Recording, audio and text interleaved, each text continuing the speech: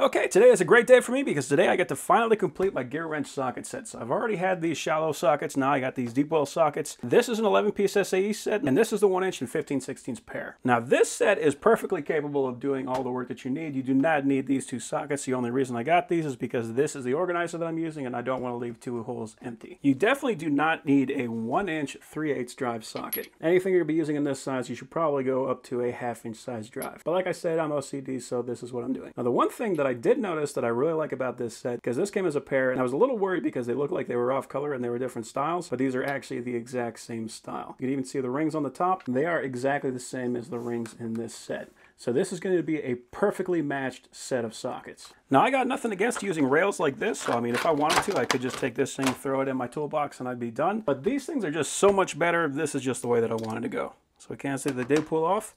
And this is nice. So even though this rail is using plastic connects, it actually has a metal detent in there. So this thing could last a long time. And on top of that, you don't have to worry about scratching anything up. I already know what all the sockets are because I looked at this set very carefully.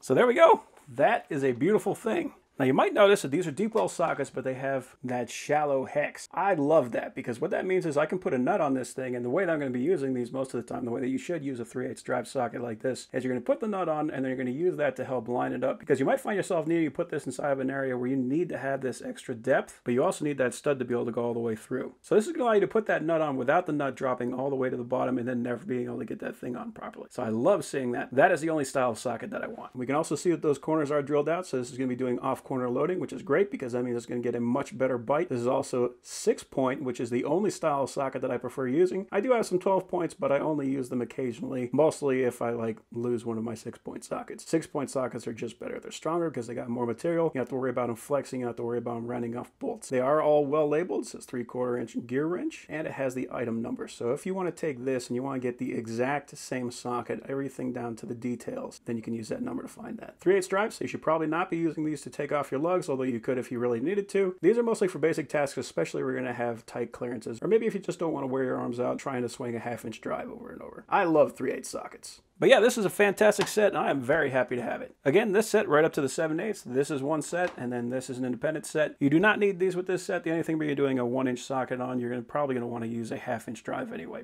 But this is a complete set now. It looks beautiful. This is the only way that I would want it.